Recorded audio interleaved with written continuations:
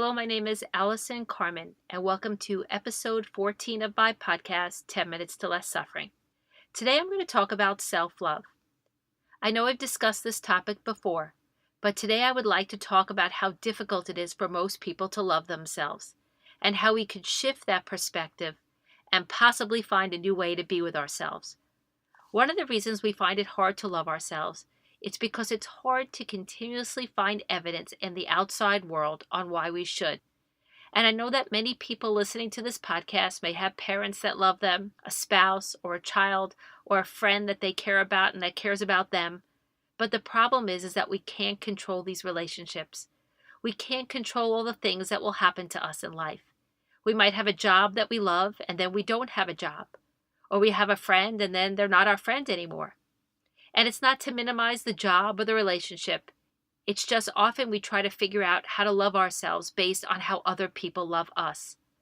Although there's such beauty in all these relationships and experiences, the minute there's a bump, the minute someone leaves us, the minute someone doesn't want to be with us anymore, the minute we lose our job, the minute we're scolded, rejected, or disappointed, if there's not another source for that love, we're going to live on a roller coaster, and we can live in a place of a lot of pain.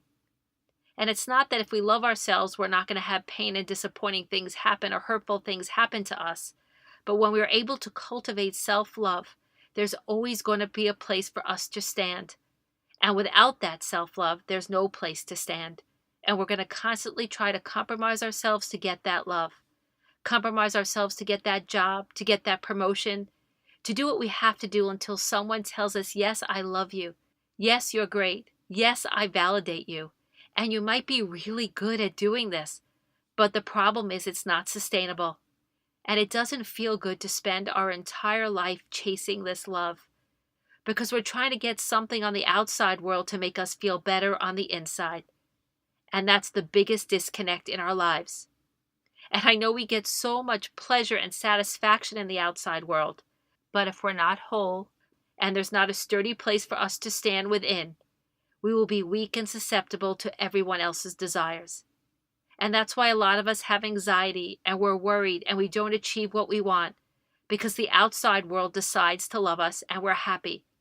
And then if something happens in the outside world we don't like, we don't feel loved and we're not happy. And that is why it is so important that we find a different way to be in order for us to feel good.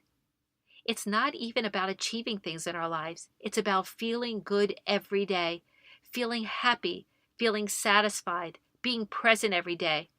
But when we're chasing that love, and we're chasing other people, and we're chasing opportunity, no one's home to love you all the time.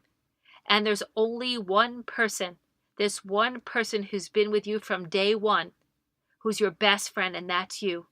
It's from the day you're born to the day you die. And for some reason, instead of being that person we're most in love with, we become our biggest critic. We criticize ourselves instead of loving ourselves. And there's only one way that I found in my life to shift this. You can't shift it on the outside. You can't just look for a better partner or a better friend or a better job, because over time, all things will never be exactly the way you want them to be. And they're not supposed to be. Life is complicated. There are ebbs and flows. There are ups and downs. They're all learning experiences. So if we choose this route, then we're just going to keep doing more and more things to find that validation. We're always going to be on some level brokenhearted. And then eventually we close our hearts. So if we found that love, we wouldn't even realize it. So there's only one place that I have found my own peace. And that is I am the love that I seek. And I think some of you have heard this before. And some of you haven't. But it's the only way you'll ever find solace and grace is to be that love. That thing that you want from everybody, you need to be that person. Last week I released a podcast about rejection. And a woman wrote me online and said every morning she wakes up and she looks at herself in the mirror and says, I love you. And I really think that's what needs to happen every day. It might sound silly, but that's the truth. Some of us wake up in the morning, we look in the mirror and we say, oh my goodness, look at those wrinkles. Look at my black eyes. I look awful. This is terrible. But really our reaction should be, oh poor baby, your eyes are black. Are you tired? Can I get you something? What do you need? That's the thing. Why aren't we asking ourselves what we need? Instead, we're expecting the world to give us what we need. And it's a lose game because sometimes the world will satisfy us and sometimes the world won't. But when you look in the mirror and you say to yourself, what do you need?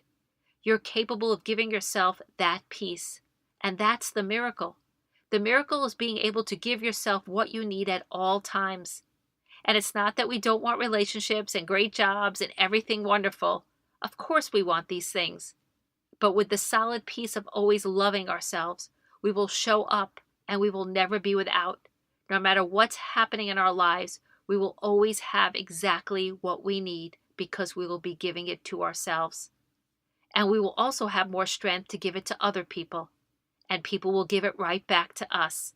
And there's no way around this. I've tried in my life every way. I have tried to please everybody in the room. I've tried to chase things. And sometimes it feels good, and sometimes it feels bad.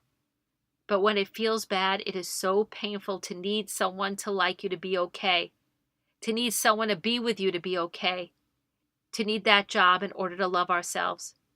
We end up feeling like a victim, and we give all our power away, and often we close our hearts. There are so many things that are possible, and all the universe is asking us is to stand tall and to be in love with ourselves. When we're able to do that one thing, the lights go on and the world opens up to us because we're no longer chasing love. We are providing the love.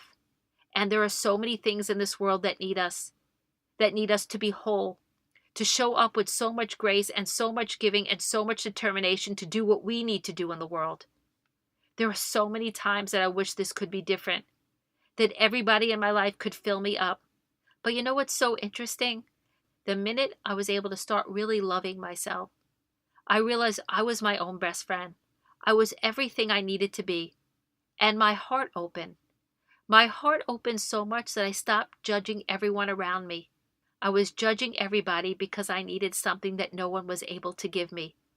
And the minute you see that you are the source of love, your heart opens up. And everybody around you is enough. And it's not that people or situations won't hurt you or you won't feel sad or disappointed, but you see every situation with more clarity.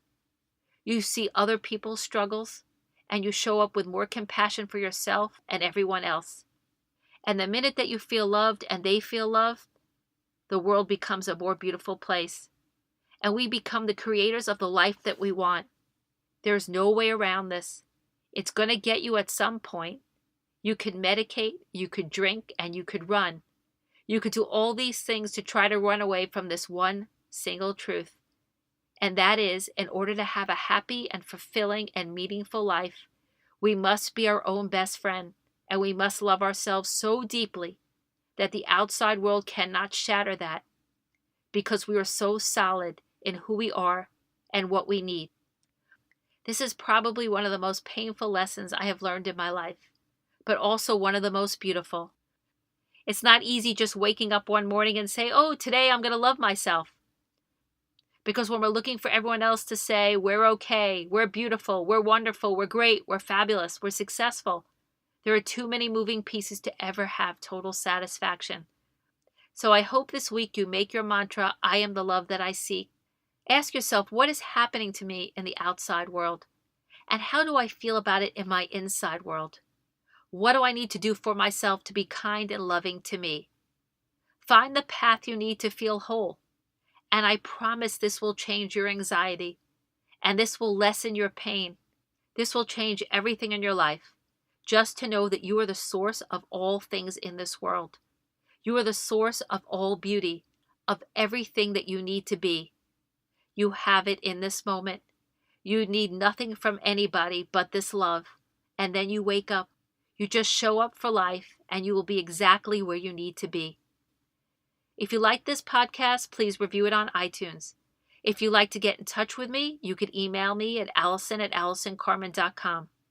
If you want to buy my book, The Gift of Maybe, it's available at all major bookstores and online retailers.